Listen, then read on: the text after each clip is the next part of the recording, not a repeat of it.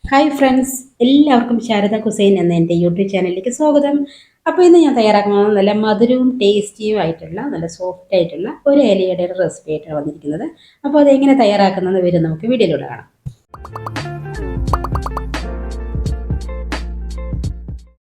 അപ്പോൾ അട തയ്യാറാക്കുന്നതിന് വേണ്ടി ഞാനിവിടെ ഒരു 100 ഗ്രാം ചെറുപയർ എടുത്തിട്ടുണ്ട്. ഇതിനെ വറുത്ത് നന്നായി കഴുകി വൃത്തിയാക്കി എടുത്തതാണ്. ഇത് കുക്കറിലിട്ടിട്ട് ഒരു 2 വിസിൽ വരുന്നവരെ കുറച്ച് വെള്ളം ഒഴിച്ച് കൊടുത്തിട്ട് ഒന്ന് വേവിച്ചെടുക്കാം. ഞാനിവിടെ ചെറുപയറും കൂടി ചേർത്തിട്ടാണ് കേട്ടോ അട ഉണ്ടാക്കുന്നത്. അപ്പോൾ നല്ല ടേസ്റ്റാണ്. ഇനി നമുക്ക് വെല്ലം ഒന്ന് പാവ് കാച്ചിയെടുക്കണം. ഞാനിവിടെ ഒരു 300 ഗ്രാം വെല്ലം എടുത്തിട്ടുണ്ട്. ഇതിനൊരു കുറച്ച് വെള്ളം ഒഴിച്ച് കൊടുത്താൽ മതി കേട്ടോ. ഒരു അര ഗ്ലാസോളം വെള്ളം എടുത്തിട്ടുണ്ട്. നല്ല കട്ടിയോടെ വേണം ഈ വെല്ലപ്പാവ് കാച്ചിയെടുക്കാൻ, ലൂസാവാൻ പാടില്ല. ഇനി ഇത് പാവ് കാച്ചിയിട്ട് ഇതിനൊന്ന് അരിച്ചിട്ട് ഒന്ന് മാറ്റി വയ്ക്കാം. ഇനി നമുക്ക് ഇലയട ഉണ്ടാക്കുന്നതിന് വേണ്ടിയിട്ട് ഫില്ലിംഗ് തയ്യാറാക്കാം. അതിന് ഒരു പാൻ എടുത്തിട്ട് അതിലേക്ക് ഒരു തേങ്ങയാണ് ഞാൻ എടുത്തിരിക്കുന്നത്, ചിരവി എടുത്തിരിക്കുന്നത്. ഇതൊന്ന് ജസ്റ്റ് ഒന്ന് വഴറ്റിയ ശേഷം ഇനി ഇതിലേക്ക് വെല്ലത്തിൻ്റെ പാവ് ഒഴിച്ച് കൊടുക്കാം. നല്ല കട്ടിയോടുകൂടി വേണം വെല്ലപ്പാവ്, കണ്ടോ നന്നായി കുറുക്കി വരുന്നത്. അപ്പോൾ അതുകൊണ്ട് വെള്ളം കുറച്ചെടുക്കാൻ പാടുള്ളൂ വെല്ലം പാവ് കാച്ചുമ്പോൾ.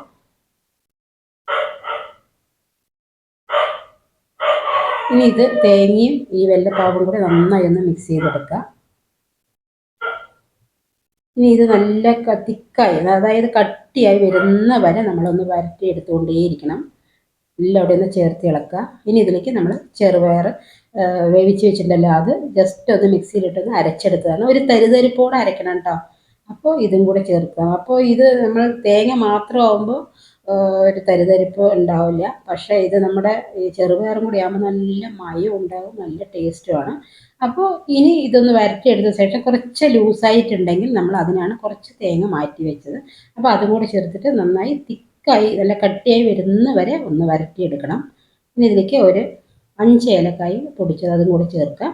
അപ്പോൾ ഏലക്കായൊക്കെ പൊടിച്ചിട്ടിട്ട് ഇലയട ഉണ്ടാക്കുമ്പോൾ ആ ഫ്ലേവർ അടിപൊളി ടേസ്റ്റാണ്, ഒന്നും പറയാനില്ല. നിങ്ങൾ ട്രൈ ചെയ്ത് നോക്കുക തന്നെ വേണം. ഇനി ഇതിലേക്ക് കുറച്ച് നെയ്യും കൂടെ ചേർക്കാം. ഒരു 1/4 ടീസ്പൂണോളം ഞാൻ നെയ്യ് ചേർക്കുന്നുണ്ട്.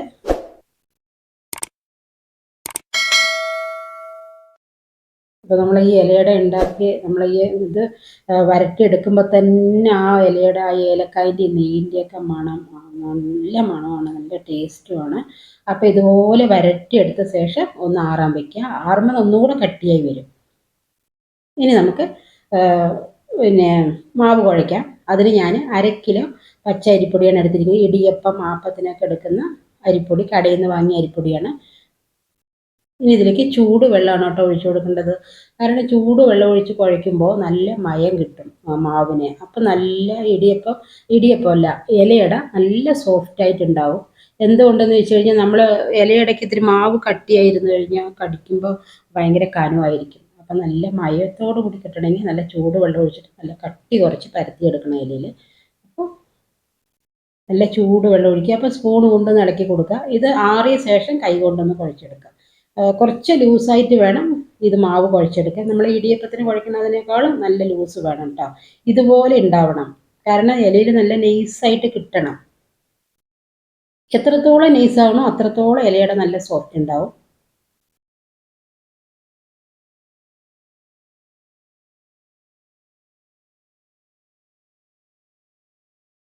ഇനി ഇതുപോലെ മാവ് വെച്ച് കൊടുത്തിട്ട് നമ്മൾ ഇലയിൽ ഇങ്ങനെ പരത്തുമ്പോൾ കയ്യിൽ ഒട്ടിക്കൊണ്ടേയിരിക്കും. അപ്പോൾ ഇടയ്ക്കിടയ്ക്ക് നമ്മൾ വെള്ളത്തിലൊന്ന് കൈയൊന്ന് നനച്ച് കൊടുത്തിട്ട് നൈസായിട്ട് പരത്താൻ പെട്ടെന്ന് കിട്ടും. അല്ലെങ്കിൽ ഇങ്ങനെ ഉരുണ്ട് നിൽക്കുന്ന പരത്താൻ കിട്ടില്ല. അപ്പോൾ ജസ്റ്റ് ഒന്ന് കൈ ഒന്ന് വെള്ളത്തിലൊന്ന് മുക്കിയെടുത്തിട്ട് ഒന്ന് പരത്തിയെടുത്ത് കഴിഞ്ഞാൽ ഇലയിൽ നല്ല ഇതുപോലെ നൈസായിട്ട് കണ്ടോ പരത്തിയെടുക്കാൻ പറ്റും. ഇനി ഇതിലേക്ക് നമുക്ക് ഫില്ലിങ് വെച്ച് കൊടുക്കാം. അപ്പോൾ ഇതുപോലെ വരട്ടിയെടുത്തത് കൊണ്ടാണ് കണ്ട തേങ്ങയും ചെറുപയറൊക്കെ നന്നായി ഒന്ന് വരണ്ട് വന്നിട്ടുണ്ട്. അല്ലെങ്കിൽ ലൂസായി കഴിഞ്ഞാൽ നമ്മൾ ഇലയുടെ ആവിയിൽ വേവിക്കുമ്പോൾ ഈ വെല്ലത്തിൻ്റെ പാവ് ഒരു സൈഡ് കൂടെ ഇങ്ങനെ ഒഴുകിപ്പോവും. അപ്പോൾ ആ മധുരം ഒന്നും ഉണ്ടാവില്ല. ഇനി എന്നിട്ട് 4 സൈഡും മാവിന് ഇങ്ങനെ ഒന്ന് ഒട്ടിച്ചു കൊടുക്കണം. അപ്പോൾ ഈ ആവിയിൽ വേകുമ്പോൾ വെല്ലത്തിൻ്റെ പാവ് ഇങ്ങനെ ഒഴുകിപ്പോവും. അതുകൊണ്ടാണ് ഇങ്ങനെ എല്ലാ 4 സൈഡൊന്ന് ഒട്ടിച്ചെടുക്കുന്നത്. അപ്പോൾ നൈസായിട്ട് പരത്തിയെടുത്തിട്ടുണ്ട്. ഇനി ഇതുപോലെ ഒരെണ്ണം കൂടെ നമുക്കിതൊന്ന് ഫില്ല് ചെയ്ത് കാണിച്ചു തരാം. ഇനി ബാക്കിയുള്ളതും കൂടെ ഇതുപോലെ ഒന്ന് ഫില്ല് ചെയ്തെടുക്കാം എല്ലാം.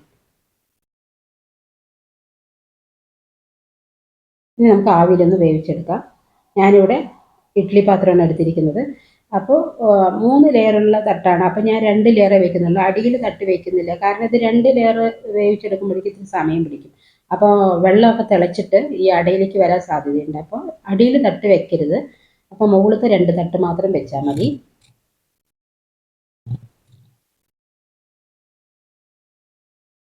ഇനി ഒരു തട്ട് കൂടെ വെച്ച് കൊടുത്തിട്ട് ബാക്കിയുള്ളതും കൂടെ വെച്ച് കൊടുക്കും.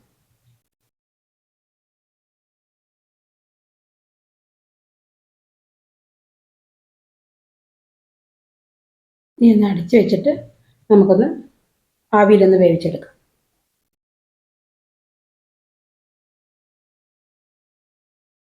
അപ്പോൾ നമ്മുടെ ഇലയുടെയൊക്കെ ഇവിടെ വെന്ത് വന്നിട്ടുണ്ട്. ഒന്ന് തുറന്ന് നോക്കട്ടെ. അടിപൊളി ടേസ്റ്റാണ് കേട്ടോ. അപ്പോൾ കുട്ടികൾക്കൊക്കെ സ്കൂൾ വിട്ട് വരുമ്പോൾ കൊടുക്കാൻ നല്ല ടേസ്റ്റാണ്. വലിയവർക്കും കുട്ടികൾക്കൊക്കെ ഒത്തിരി ഇഷ്ടപ്പെടുന്ന ഒരു റെസിപ്പിയാണ്. അപ്പോൾ എല്ലാവരും ഒന്ന് ഉറപ്പായും ട്രൈ ചെയ്ത് നോക്കണം. ഇത് ചെറുപയർ ഇട്ടിട്ട് തന്നെ നിങ്ങൾ ഉണ്ടാക്കി നോക്കണം കേട്ടോ. അടിപൊളി ടേസ്റ്റാണ്. അപ്പോൾ എൻ്റെ വീഡിയോ ഇഷ്ടപ്പെട്ടാൽ സബ്സ്ക്രൈബ് ചെയ്യണം, ലൈക്ക് ചെയ്യണം, ഷെയർ ചെയ്യണം. എനിക്ക് സബ്സ്ക്രൈബറൊക്കെ കുറവാണ്. അപ്പോൾ അടുത്ത നല്ലൊരു വീഡിയോ ആയിട്ട് വരുന്നവരെ എല്ലാവർക്കും ബൈ.